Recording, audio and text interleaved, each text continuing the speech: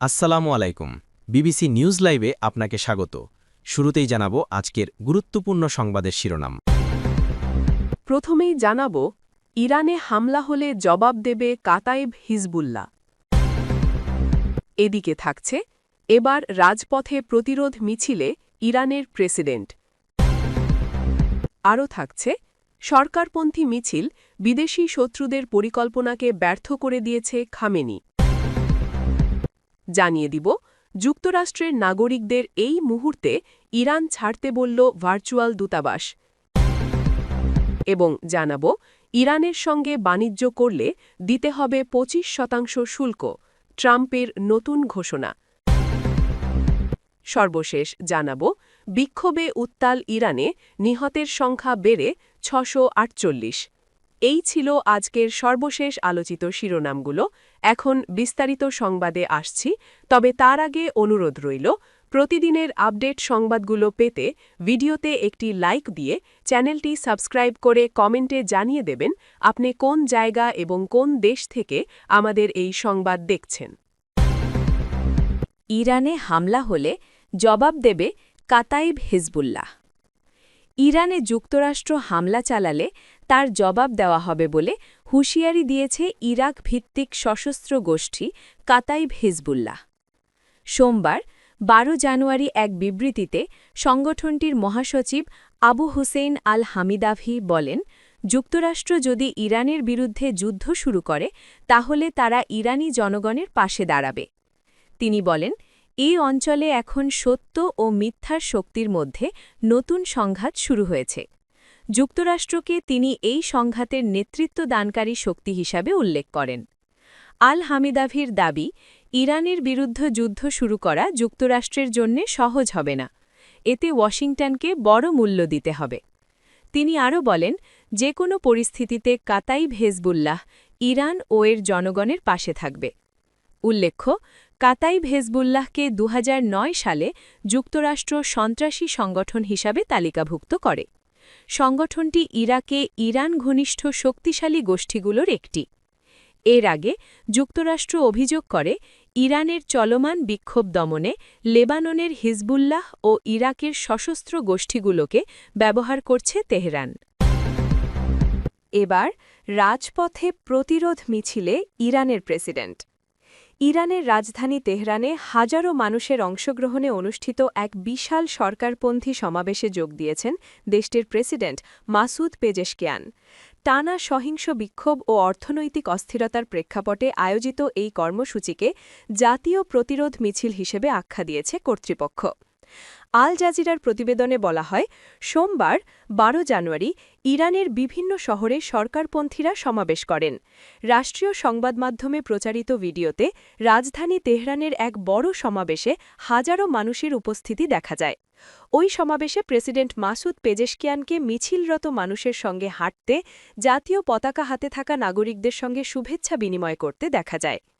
এর আগে president Pezeshkian এই জাতীয় প্রতিরোধ মিছিলে অংশ নিতে দেশবাসীর প্রতি আহ্বান জানিয়েছিলেন। ২ সপ্তাহ ধরে চলা প্রাণঘাতী সহিংসতার বিরুদ্ধে অবস্থান জানাতেই এই কর্মসূচির ডাক দেওয়া হয়। সমাবেশের পাশাপাশি প্রেসিডেন্ট দেশের ক্রমবর্ধমান অর্থনৈতিক অসন্তোষ নিরসনের অঙ্গীকার পুনর্ব্যক্ত করেন। তিনি বলেন, তার সরকার বিক্ষোভকারীদের কথা শুনতে প্রস্তুত। তবে একই সঙ্গে তিনি সতর্ক করে বলেন, যেন কোনো দাঙ্গাবাজ ও সন্ত্রাসীরা এই পরিস্থিতির সুযোগ নিয়ে দেশকে অস্থিতিশীল করতে না পারে। এর আগেও চলমান বিক্ষোভের মধ্যে বড় ঘোষণা দিয়েছিলেন প্রেসিডেন্ট পেজেশকিয়ান। তিনি দেশ জুড়ে টানা ২ সপ্তাহের সহিংসতার প্রেক্ষাপটে দুর্বল অর্থনীতি পুনর্গঠনের প্রতিশ্রুতি দেন। রোববার ১২ জানুয়ারি আল জাজিরাকে দেওয়া এক সাক্ষাৎকারে তিনি বলেন, সরকার জনগণের কথা শুনতে প্রস্তুত এবং অর্থনৈতিক সংকট কাটাতে কার্যকর পদক্ষেপ নেওয়া হবে। রাষ্ট্রীয় টেলিভিশনে দেওয়া ওই সাক্ষাৎকারে প্রেসিডেন্ট অভিযোগ করেন, যুক্তরাষ্ট্র ও ইসরায়েল ইরানের অভ্যন্তরীণ অস্থিরতা উস্কে দিতে ভূমিকা রাখছে। তিনি বলেন, সরকারের মূল লক্ষ্য অর্থনৈতিক সমস্যার সমাধান হলেও সহিংসতা ও বিশৃঙ্খলা কোনোভাবেই বরদাস্ত করা হবে না। গত ডিসেম্বরের শেষ দিকে ইরানের মুদ্রার বড় ধরনের অবমূল্যায়নের পর দেশজুড়ে বিক্ষোভ শুরু হয়।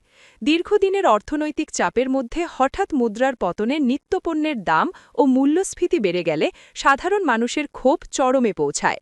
শুরুতে জীবনযাত্রার ব্যয় বৃদ্ধির প্রতিবাদ হলেও ধীরে ধীরে আন্দোলন সরকার বিরোধী রূপ নেয়। প্রেসিডেন্ট পেজেশকিয়ান বলেন, মানুষের উদ্বেগ বাস্তব, আমাদের উচিত তাদের সঙ্গে বসা এবং দায়িত্ব থাকলে সমস্যার সমাধান করা। তবে আরও বড় দায়িত্ব হল কিছু দাঙ্গাবাজ যেন পুরো সমাজকে ধ্বংস করতে না পারে তা নিশ্চিত করা। তিনি আবারও অভিযোগ করেন, যুক্তরাষ্ট্র ও ইসরায়েল ইচ্ছাকৃতভাবে দেশে অস্থিরতা তৈরির চেষ্টা করছে এবং জনগণকে তথাকথিত দাঙ্গাবাজ ও সন্ত্রাসীদের থেকে দূরে থাকার আহ্বান জানান।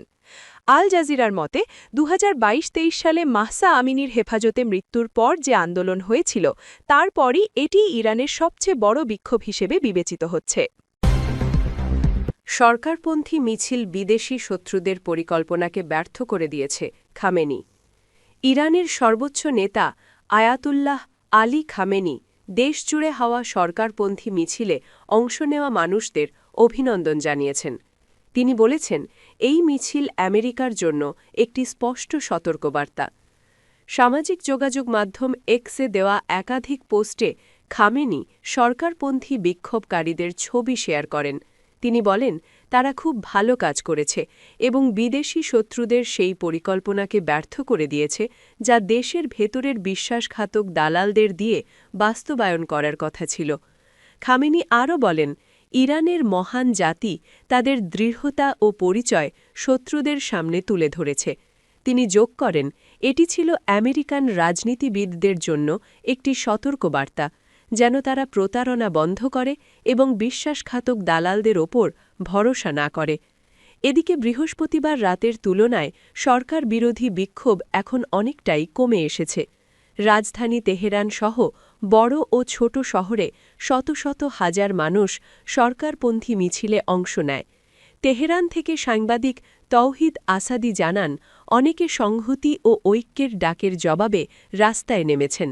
তিনি বলেন, এই উপস্থিতি আন্তর্জাতিক পর্যায়েও একটি বার্তা দিয়েছে, বিশেষ করে মার্কিন প্রেসিডেন্ট ডোনাল্ড ট্রাম্পের সাম্প্রতিক হুমকির প্রেক্ষাপটে বিষয়টি গুরুত্ব পাচ্ছে। আসাদি বলেন, আজ মানুষের উপস্থিতি দেশের ভেতরে ও বাইরে রাষ্ট্রের প্রতি সমর্থনের একটি স্পষ্ট ইঙ্গিত। তিনি আরও বলেন, এতে করে নিরাপত্তা জোরদারের বিষয়ে সরকার আরও কঠোর হতে পারে বলে মনে করছেন অনেকে, বিশেষ করে যেসব বিক্ষোভ পরে সহিংস হয়ে ওঠে সেগুলোর ক্ষেত্রে। যুক্তরাষ্ট্রের নাগরিকদের এই মুহূর্তে ইরান ছাড়তে বলল ভার্চুয়াল দূতাবাস। নিজ দেশের নাগরিকদের এই মুহূর্তে ইরান ছাড়ার আহ্বান জানিয়েছে যুক্তরাষ্ট্র। দেশটির ভার্চুয়াল দূতাবাস স্থানীয় সময় সোমবার 12 জানুয়ারি এই নির্দেশনা জারি করে জানায়, ইরান জুড়ে চলমান বিক্ষোভ দ্রুত বাড়ছে এবং তা সহিংস রূপ নিতে পারে। নির্দেশনায় বলা হয়েছে, বিক্ষোভের কারণে গ্রেফতার ও আহতের ঘটনা ঘটছে। পাশাপাশি নিরাপত্তা ব্যবস্থা জোরদার, সড়ক অবরোধ, গণপরিবহন ব্যাহত হওয়া এবং ইন্টারনেট সংযোগ বিচ্ছিন্ন থাকায় দৈনন্দিন জীবন মারাত্মকভাবে ব্যাহত হওয়ার আশঙ্কা রয়েছে। ইতোমধ্যে ইরান সরকার মোবাইল, ল্যান্ডলাইন ও জাতীয় ইন্টারনেট নেটওয়ার্কে বিভিন্ন মাত্রার বিধিনিষেধ আরোপ করেছে। চলমান সংকটের প্রভাবে বহু আন্তর্জাতিক বিমান সংস্থা ইরানে যাওয়া আসার ফ্লাইট বাতিল বা স্থগিত করেছে। কয়েকটি এয়ারলাইন্স অন্তত আগামী 16 জানুয়ারি পর্যন্ত ফ্লাইট চালাবে না বলে জানিয়েছে। এই অবস্থায় নিরাপদ মনে হলে স্থলপথে আর্মেনিয়া বা তুরস্কে চলে যাওয়ার জন্য মার্কিন নাগরিকদের আহ্বান জানিয়েছে যুক্তরাষ্ট্র। নির্দেশনায় বলা হয়েছে, ইরানে ইন্টারনেট সংযোগ বিচ্ছিন্ন থাকতে পারে এমন প্রস্তুতি রাখুন, যোগাযোগের বিকল্প ব্যবস্থা নিশ্চিত করুন এবং যদি নিরাপদ মনে হয় তাহলে স্থলপথে আর্মেনিয়া অথবা তুরস্কে চলে যান, এই মুহূর্তে ইরান ছাড়ুন। একই সঙ্গে ইরানে থাকা নাগরিকদের যুক্তরাষ্ট্রের সরকারি সহায়তার উপর নির্ভর করে কোনো ভ্রমণ পরিকল্পনা না রাখার পরামর্শ দেওয়া হয়েছে। যারা এখনই ইরান ছাড়তে পারবেন না তাদের নিরাপদ কোনো স্থানে আশ্রয় নেওয়ার নির্দেশনা দেওয়া হয়েছে।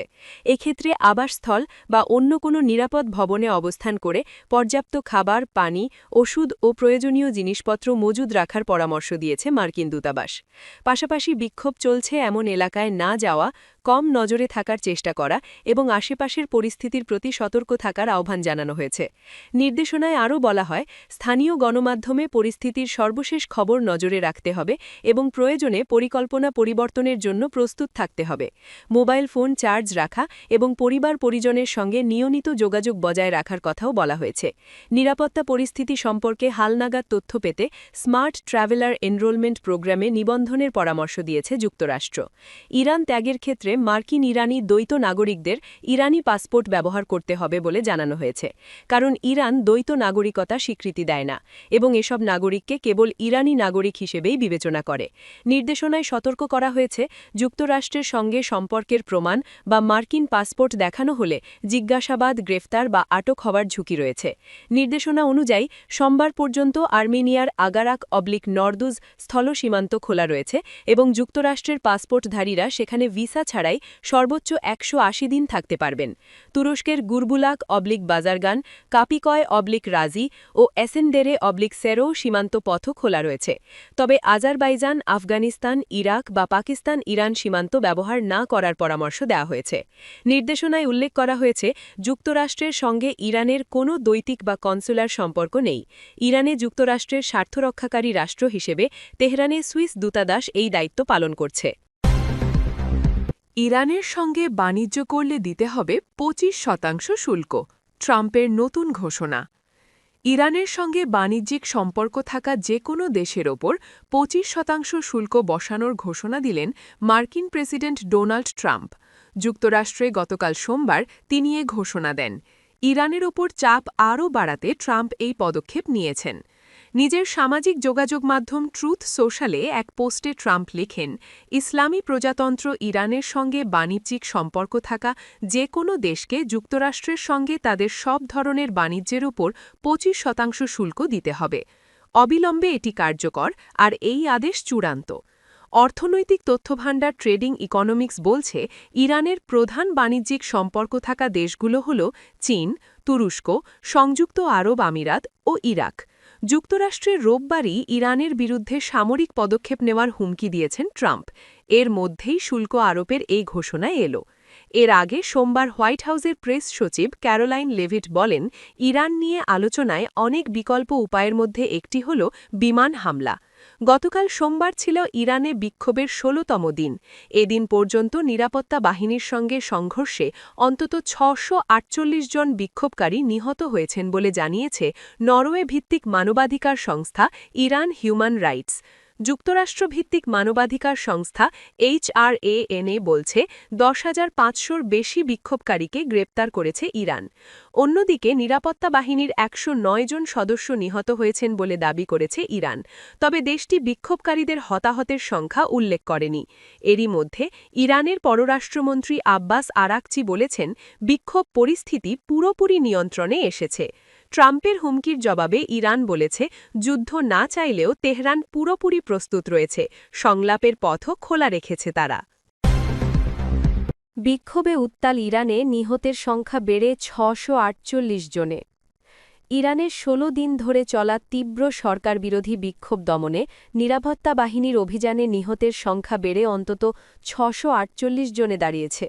সোমবার 12 জানুয়ারি নরওয়ে ভিত্তিক মানবাধিকার সংস্থা ইরান হিউম্যান রাইটস বা IHRNGO এই তথ্য নিশ্চিত করেছে। সংস্থাটি জানিয়েছে, নিহতদের মধ্যে 18 বছরের কম বয়সী অন্তত 9 জন শিশু-কিশোর রয়েছে এবং এই সময়ে আহত হয়েছেন আরও কয়েক হাজার মানুষ। এর আগে যুক্তরাষ্ট্রভিত্তিক সংস্থা HRANA 554 জন নিহতের খবর জানিয়েছিল।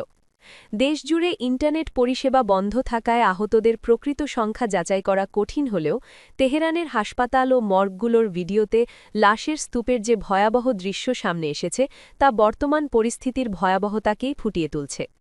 ইরানের এই রক্তক্ষয়ী দমনাভিযানের তীব্র নিন্দা জানিয়েছে যুক্তরাজ্য ও ফ্রান্স।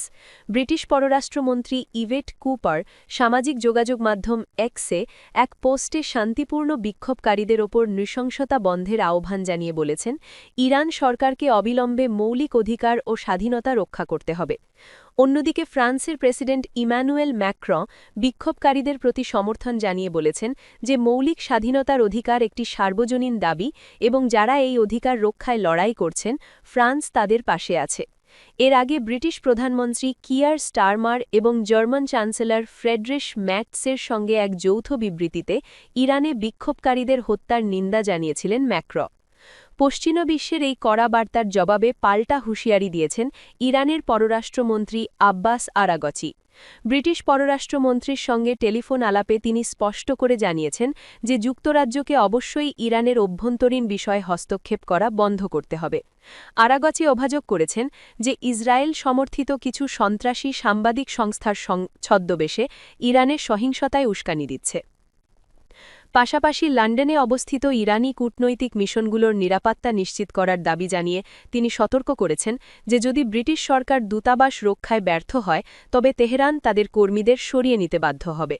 আরাগচি মনে করেন পশ্চিমা বিশ্ব বিক্ষোভকারীদের পক্ষ নিয়ে মূলত ইরানের সার্বভৌমত্বে আঘাত হানছে।